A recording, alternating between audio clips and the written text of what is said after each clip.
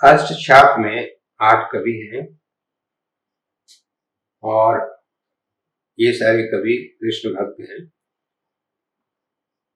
कृष्ण काव्य को आगे बढ़ाने में, उसकी रचना में इन कवियों का अभूतपूर्व योगदान है। एक तरह से कहिए कि कृष्ण काव्य के संदर्भ में अष्टछाप मील का पत्थर है। अष्टछाप के जो 8 कवि हैं उनमें पुष्टि मार्ग के जो संस्थापक थे महाप्रभु वल्लभाचार्य, उनके 4 शिष्य हैं, कुंभन दास, सूरदास, कृष्णदास और परमानंद दास। 4 शिष्य महाप्रभु वल्लभाचार्य के और 4 शिष्य महाप्रभु वल्लभाचार्य के जो पुत्र हुए विठल दास, उनके 4 शिष्य गोविंद दास, छेद स्वामी, नंद दास और चतुर्भुज दास। तो 4 विठल दास के और 4 वल्लभाचार्य के, ये 8 कवि और उनके वर्ष दिए हुए हैं। जन्म के जो वर्ष है और जो मृत्यु के वर्ष हैं वह दिया हुआ है। इन 8 कवियों ने कृष्ण काव्य को समृद्ध किया, बेमिसाल ऊंचाई दी इन कवियों ने। कहा जाता है कि गोवर्धन के पास श्रीनाथ प्रकट हुए और वल्लभाचार्य ने गोवर्धन के पास ही, गोवर्धन पर्वत के पास ही एक मंदिर बनाया छोटा सा, और पहली बार कुंभन दास को लाया मंदिर में कीर्तन करने के लिए। कुंभन दास स्थानीय लोग थे। गोवर्धन पर्वत के निकट ही एक गांव है जमुनावतो, उसी गांव के निवासी थे। वल्लभाचार्य के सानिध्य में आए, दीक्षा उन्होंने ग्रहण की और वल्लभाचार्य ने श्रीनाथ मंदिर की कीर्तन सेवा में उनको लगा दिया। बाद में आप जानते हैं कि गौ घाट में मुलाकात हुई सूरदास से वल्लभाचार्य की। सूरदास को भी उन्होंने लाया, कीर्तन सेवा में लगाया। फिर कृष्णदास से मुलाकात हुई 1509 ईस्वी में, कुंभी परिवार के थे और उनको भी श्रीनाथ मंदिर उन्होंने लाया। फिर 1529 में परमानंद दास आए। तो ये चारों ने दीक्षा ग्रहण की वल्लभाचार्य से, उनसे प्रभावित हुए और श्रीनाथ मंदिर में कीर्तन के माध्यम से कृष्ण के गान गाए। वल्लभाचार्य की मृत्यु हो गई 1523 ईस्वी में। उनकी मृत्यु के बाद उनके जो बड़े पुत्र थे गोपीनाथ, वे अधिष्ठित हुए, लेकिन 8 वर्ष के बाद उनकी मृत्यु हो गई 1538 ईस्वी में। और इसके बाद आए विठलनाथ। विठलनाथ 1566 ईस्वी में अडेल से ब्रज आए और गोकुल आए। गोकुल में उनको भूमि मिली, अकबर के साथ अकबर ने इनको भूमि दी। अष्टछाप के कवि दैनिक 8 सेवाएं करते थे और वार्षिक उत्सव करते थे, उसके माध्यम से संप्रदाय का प्रचार प्रसार करते थे। काव्य प्रतिभा संपन्न भक्त थे और वैसे तो विठलनाथ के भी कई शिष्य थे, वल्लभाचार्य के भी कई शिष्य थे। उनमें से 8 को छांटकर अष्टछाप की नींव डाली थी और नींव डालने वाले थे विठलनाथ।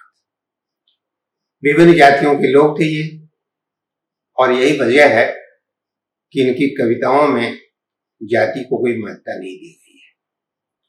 84 वैष्णवन की जो वार्ता है और 252 वैष्णवन की वार्ता है, उसमें रोचक जानकारी है, महत्वपूर्ण जानकारी है इन कवियों के बारे में। आप देखिएगा कैसे सामान्य व्यक्ति की तरह है। कृष्णदास चोरी के अपराध में घर से उनका निष्कासन हो गया था, बाद में वल्लभाचार्य के संपर्क में आए। सूरदास के बारे में ये चर्चा थी कि किसी स्त्री पर मुक्त हो गए थे।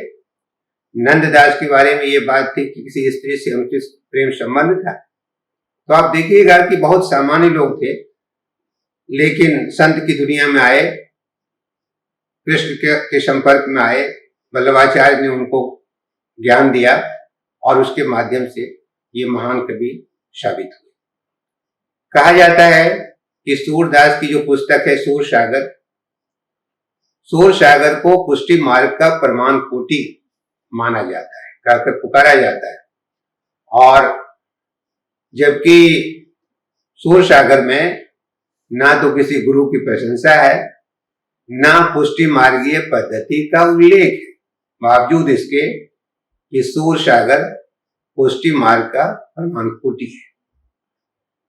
कुंभन दास से मुलाकात हुई थी अकबर की और उनको बुलाया गया था सीकरी।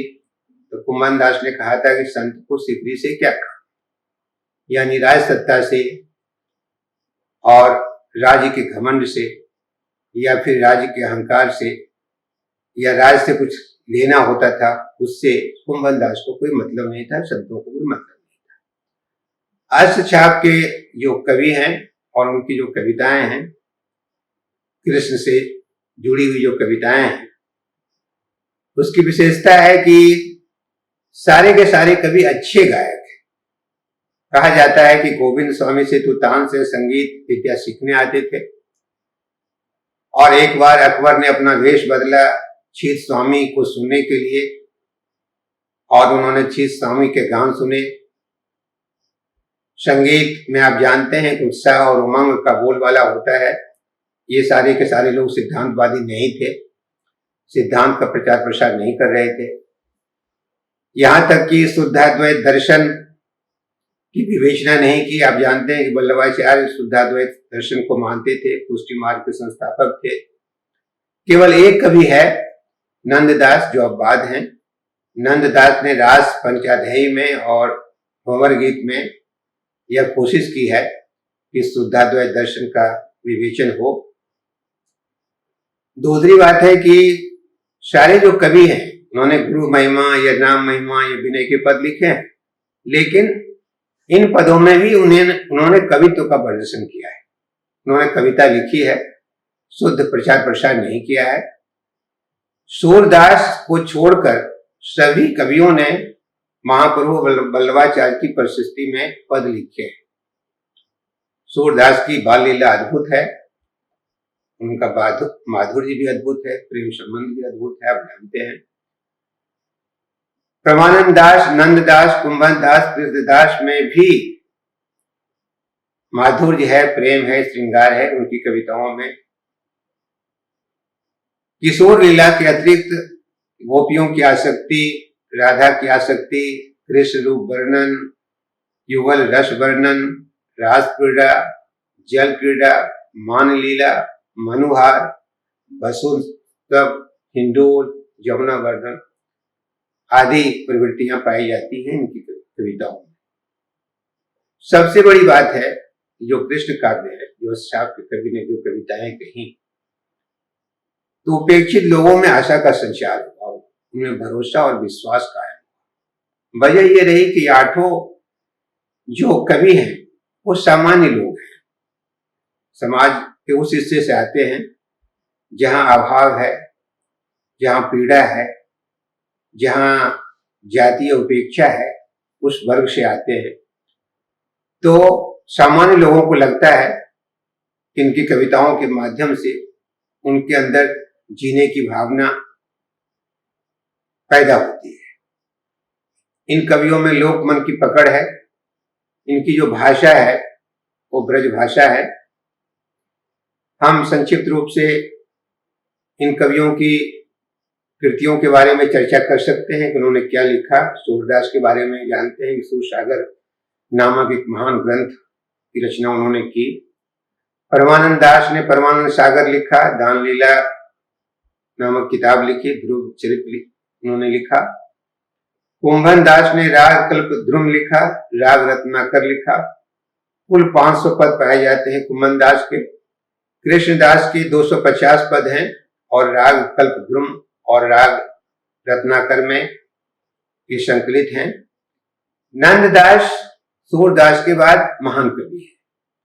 उनके 14 ग्रंथ हैं, जिसमें रास पंचाध्यायी, भंवर गीत, गोवर्धन लीला, रुक्मिणी मंगल, श्याम गोसाई, सुदामा चरित, मान मंजरी, रस मंजरी आदि काव्य ग्रंथ हैं। चतुर्भुज दास के 150 पद हैं, गोविंद स्वामी के 250 पद हैं, चीत स्वामी के 64 पद। इस तरह से आप देखेंगे कि अष्टछाप के कवि ने कृष्ण भक्ति काव्य को नई ऊंचाई दी। कविताओं के माध्यम से समाज में उत्साह का संचार किया, प्रेम का संचार किया, भरोसा और विश्वास दिलाया। अद्भुत कविताएं इन्होंने लिखी।